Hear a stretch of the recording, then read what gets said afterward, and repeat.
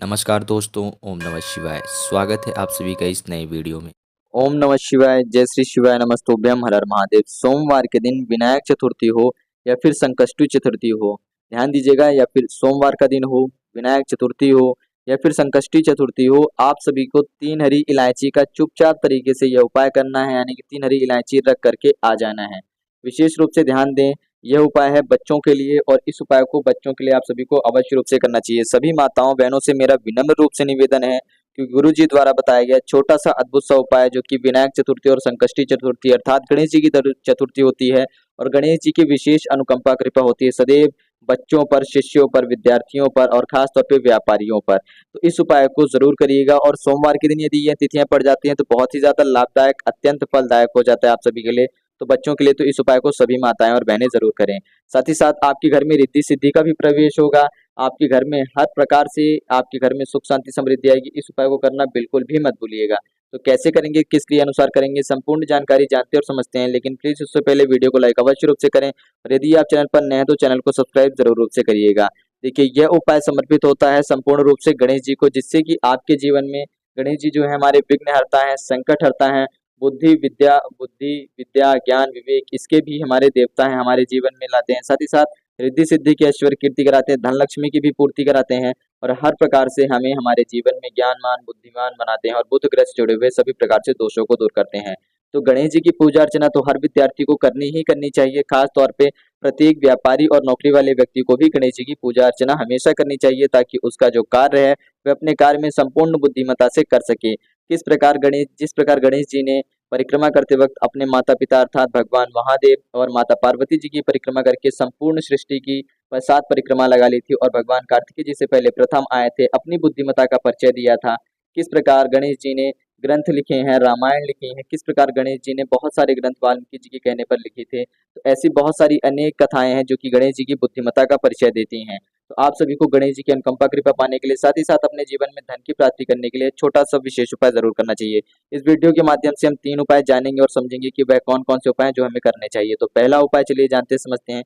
यह उपाय है हम सभी व्यापारी व्यक्तियों के लिए और घर में रह रही दाम्पत्य जीवन में व्यतीत कर रही पत्नियों के लिए है, महिलाओं के लिए है, बहनों के लिए है, कि वह अपने घर में कैसे धन की जो आमदनी है उसको रख सकती है, यानी टिका सकती है। कि आपके घर में धन आता तो है लेकिन टिकता नहीं है, तो आप चाहते हैं कि आपके घर में जो धन का भंडार है वह टिका रहे, सदैव भरा रहे, जिससे कि आपके घर में कोई बड़ी विपत्ति ना आए। किसी भी बड़ी विपत्ति के आने पर आप उसका स्वयं समाधान कर सके, आपको कहीं पे भी हाथ ना फैलाना पड़े, यानी कि किसी अन्य व्यक्ति से मांगना ना पड़े भगवान की कृपा से। तो क्या करेंगे, थोड़ी सी दुर्बा लेंगे, 3 5 7 एक सफेद फूल लेंगे, 1 लोटा शुद्ध जल लेंगे, और जाएंगे भगवान शिव जी के मंदिर विनायक या संकष्टी चतुर्थी पर या फिर सोमवार के दिन वहां पर जाकर के सबसे पहले क्या करेंगे कि जो दुर्वा है वह शिव जी के शिवलिंग के ऊपर समर्पित करेंगे। फूल आप समर्पित करेंगे माता शोक सुंदरी वाले स्थान पर, और जो आपके पास 1 लोटा शुद्ध जल है, इस 1 लोटे शुद्ध जल से आपको जलाभिषेक कर देना है। ओम नमः शिवाय का जाप कर सकते हैं, भगवान गणेश जी का नाम मंत्र ले सकते हैं, ओम गम गणपते नमः। ध्यान दीजिएगा, जो गम पहले बोलते हैं ना उसको कई लोग स्टार्टिंग में गण बोल देते हैं। ध्यान दीजिएगा, जब हम गणेश जी का नाम मंत्र जप करते हैं तो ओम गम गणपते नमः इस तरीके से होता है, यानी कि ग के ऊपर जो बिंदी होती है वह ना की बिंदी मानी जाती है या फिर माँ की। तो गण नहीं बोलना है, यानी कि हम जो बोलेंगे वह गण नहीं होना चाहिए। हम बहुत बार उच्चारण करते वक्त गण कहते हैं, बहुत ही गलत है। इससे हमारा उपाय जो है, हमारा जो मंत्र है उसका संपूर्ण तात्पर्य ही समाप्त हो जाता है। तो हमें गण नहीं बोलना है। ओम गम गणपते नमः, ओम गम गणपते नमः। गा के ऊपर माँ की बिंदी है तो ओम गम गणपते नमः इस प्रकार से नाम मंत्र का उच्चारण करते हुए एक दुर्वा और सफेद फूल समर्पित करने के बाद 1 लोटे जल से दोनों स्थानों पर हमें जलाभिषेक करना है, और फिर यह दुर्वा और यह सफेद पुष्प उठा लेंगे और उठा करके ले जाएंगे अपने घर में, कि उस स्थान पर रखेंगे जहां पर हम धन रखते हैं। घर में अलमारी में धन के स्थान पर रख देंगे। व्यापारी व्यक्ति अपने गल्ले वाले स्थान पर रख सकते हैं, जहां पर वो गल्ले का धन रखते हैं वहां पर रख सकते हैं, या फिर भगवान के पास रख सकते हैं जब वहां पर वो है पूजा अर्चना करते हैं, ताकि उनके घर में, उनके व्यापार में बढ़ोतरी हो, लेना देना होता रहे, यानी कि जो सामान है, जो बिक्री है वह होती रहे, सामान आता रहे, उनकी दुकान पे गल्ले आते रहे और गल्ले उठते भी रहे, जिससे कि धन का आगमन जो है वह चलता रहे। तो यह उपाय हो गया पहला उपाय, हमारे घर में किस प्रकार धन टिक सकता है और धन का आगमन हो सकता है। दूसरा उपाय करेंगे हम अपने जीवन से हर प्रकार से आर्थिक समस्या को दूर करते हुए। कोई भी व्यक्ति हो, यदि उसको आर्थिक समस्या की हमेशा परेशानी उठानी पड़ रही है, कहीं पे भी उसे धन के जो है वह साधन नहीं दिख रहे हैं, यानी कि धन कमा ही नहीं पा रहा है, उसके घर में आर्थिक साधन बन ही नहीं पा रहे हैं, तो क्या करना चाहिए, उस व्यक्ति को लेना चाहिए, जिससे कि उसके घर में कलेश भी हो जाते हैं, कहीं कहीं ना कहीं सुख शांति भी जो है उसके घर में नहीं बनी रहती है, और उसको बहुत ज्यादा चिंता और टेंशन परेशानी जैसी समस्याओं का भी सामना करना पड़ता है। तो उसको यह दूसरा सा उपाय अवश्य रूप से करना चाहिए। थोड़ी सी दुर्वा 3, 5 या 7 दुर्वा लेंगे इकट्ठा, एक बेलपत्री लेंगे जो कि कहीं से भी कटी-पिटी ना हो, एक साबुत चावल का दाना लेंगे, एक लोटा शुद्ध जल लेंगे। ये सारी सामग्री इसी जल के पात्र में मिला देनी है। दुर्वा, चावल और बेलपत्री ये संपूर्ण मिला लेंगे। सुख शांति समृद्धि के लिए, कार्य पूर्ति के लिए, हर प्रकार से बीमारी समस्या और दुख और कष्टों को दूर करने के लिए, साथ ही साथ हमारे घर में आमदनी को टिकाए रहने के लिए। यह सारी चीजें एकत्रित करके हम ले जाएंगे अपने घर के नजदीकी किसी भी शिव मंदिर पर, ओम नमः शिवाय का जाप करते हुए समर्पित कर देंगे। साथ ही साथ गणेश जी का नाम लेंगे, उनसे प्रार्थना याचना विनती करेंगे कि हमारे घर में बहुत ज्यादा आर्थिक तंगी बनी रहती है, दाम्पत्य जीवन में खुशहाल में नहीं रहता है, तो बेलपत्री जो है वह आपकी कामना को परिपूर्ण करेगा।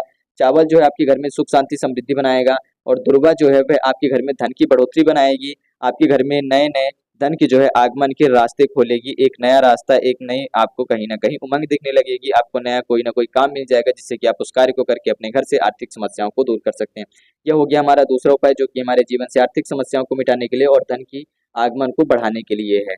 हम बात करते हैं अंतिम और तीसरे उपाय की। जो तीसरा उपाय है, यह उपाय विशेष रूप से बच्चे स्वयं भी कर सकते हैं, व्यापारी स्वयं भी कर सकते हैं, और अन्य व्यक्ति भी कर सकते हैं अपने भाई बच्चे के लिए। खासतौर पर वह ऐसे व्यक्ति जरूर करें जो किसी कंपटीशन या परीक्षा की तैयारी कर रहे हैं, साथ ही साथ उनके बोर्ड एग्जाम की तैयारी कर रहे हैं, या फिर आप किसी विशेष परीक्षा की तैयारी कर रहे हैं, या फिर आप किसी कंपटीशन या किसी बड़ी नौकरी की तैयारी के लिए कहीं एडमिशन लेना चाह रहे हैं, उसकी तैयारी के लिए बैठ रहे हैं और कर रहे हैं, तो आप सभी को यह उपाय जरूर करना चाहिए। क्या करना है इस उपाय को? सोमवार, विनायक चतुर्थी, संकष्टी चतुर्थी, गणेश चतुर्थी या फिर बुधवार हो या चतुर्थी तिथि हो, इन सभी तिथियों पर सभी दिनों पर कर सकते हैं। कौन कौन से? सोमवार का दिन हो, बुधवार का दिन हो, विनायक चतुर्थी हो, संकष्टी चतुर्थी हो, गणेश चतुर्थी हो, या फिर केवल चतुर्थी तिथि हो, तो भी आप ये उपाय कर सकते हैं। कितने दिन हो गया, कितनी तिथियां? 1, 2, 3, 4, 5, 6 मौके रहेंगे। यदि ये 6 में से कोई 2-3 एक साथ भी पड़ जाते हैं तो भी अच्छी बात है, आप करिएगा। यदि अलग अलग पढ़ते हैं तो भी आप कर सकते हैं। अभी आपकी सोमवार के दिन विनायक चतुर्थी पड़ रही है, यानी कि चतुर्थी तिथि भी है, सोमवार का दिन है और गणेश जी की तिथि है, तो आप इस उपाय को जरूर रूप से करिएगा।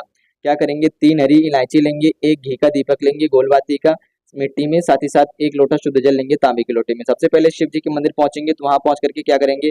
पहली हरी इलायची भगवान शिव जी के शिवलिंग पर गणेश जी वाले स्थान पर समर्पित करेंगे। ओम गण पते नमः इस नाम मंत्र का जप करते हुए और थोड़ा सा जल समर्पित करेंगे। दूसरी हरी इलायची भगवान शिव जी के शिवलिंग पर समर्पित करेंगे। ओम गण गणपते नमः इस नाम मंत्र का जप करते हुए ओम गम गणपते नमः, ध्यान दीजिएगा जैसे कि आपको बताया गया था कि ओम गम गणपते नमः, यानी कि ओम गम फिर आगे गणपते नमः, इस मंत्र का जाप करते हुए गणेश जी वाले स्थान पर हरी इलायची रख के जल समर्पित कर दे। भगवान शिव जी के शिवलिंग पर हरी इलायची रख करके जल समर्पित कर दे। इतनी क्रिया कर दी है। अंत में एक इलायची बच रही है और एक दीपक बच रहा है, तो इस एक इलायची और इस दीपक को क्या करेंगे? इस अपनी हथेली में लेंगे, हरी इलायची को दीपक में मिलाएंगे, भगवान शिव जी की ओम नमः शिवाय कहते हुए 7 बार या फिर 11 बार आपको दीपक घुमा करके आरती कर देनी है। वहां पर 3 बार आप परिक्रमा कर लेंगे, एक ही जगह स्थान पर खड़े होकर के घूमेंगे गणेश जी का नाम लेते हुए, और अपना यह दीपक समर्पित करते हुए बुद्धि विनय विद्या विवेक की प्राप्ति के लिए उनसे प्रार्थना याचना करते हुए आपको गणेश जी से विनती करनी है, भगवान शिव जी से विनती करनी है। केवल इतना ही करना है। यदि आप इतना यह उपाय कर लेते हैं तो यकीन मानिए कि आप इन तीनों में से कोई सा भी एक उपाय करते हैं, जो भी आपकी विशेष इच्छा मनोकामना हो, या फिर आप इन तीनों उपाय करना चाह रहे हैं, तो भी आप कर सकते हैं। अब यहाँ पर प्रश्न उठता है कि क्या भैया इस उपाय को एक ही दिनों पर कर सकते हैं इन तीनों उपायों को? तो एक ही व्यक्ति इन तीनों उपायों को जरूर एक ही दिनों पे कर सकते हैं। कैसे? एक उपाय को सुबह कर ले, दूसरे उपाय को मध्य काल में कर ले दोपहर में यानी कि 4 बजे तक, और तीसरे उपाय को प्रदोष काल में कर ले। तीनों में से किसी भी उपाय को किसी भी क्रम अनुसार बांट सकते हैं, सुबह, दोपहर और प्रदोष काल के समय में। इस प्रकार से आप बांट सकते हैं, या फिर एक व्यक्ति चाहे तो एक उपाय भी कर सकता है। ठीक, तो कैसे करना था, किस क्रिया अनुसार करना था, संपूर्ण जानकारी जानी और समझी है, तो आप सभी इस उपाय कर सकते हैं। यदि तीनों उपाय एक ही दिन नहीं कर पा रहे हैं तो अलग अलग दिनों पे भी कर सकते हैं इस उपाय को। आपको बता दिया गया था कि कौन कौन सी तिथियों में और दिनों में करना है। सोमवार, बुधवार, विनायक चतुर्थी, संकष्टी चतुर्थी या फिर चतुर्थी तिथि हो या फिर गणेश चतुर्थी हो, तो आप इन सभी उपायों को कर सकते हैं। तो संपूर्ण जानकारी जानी और समझी है। बच्चों के लिए इस उपायों को तो जरूर करिएगा। सभी माताएं और बहनों से मेरा विनम्र रूप से निवेदन है कि गुरुजी कहते हैं यह उपाय विशेष रूप से बच्चों के लिए तो अवश्य रूप से करना चाहिए। हरी इलायची जो कि गणेश जी को बहुत ज्यादा अत्यंत प्रिय होती है और बच्चों के लिए बहुत ज्यादा लाभदायक रहेगा। साथ ही साथ आपके घर में रिद्धि सिद्धि का प्रवेश रहेगा, धन की बढ़ोतरी और टिकौती होती रहेगी, जो कि आपको पहले और दूसरे के उपाय में बताया गया है। यह उपाय विशेष रूप से रिद्धि सिद्धि की अनुकंपा कृपा भी बरसाएगा आप सभी के ऊपर। तो संपूर्ण जानकारी समझ ली और जान ली। कुछ प्रश्न तो अवश्य पूछिएगा। जय श्री शिवाय, नमस्तुभ्यम, हर हर महादेव, ओम नमः शिवाय।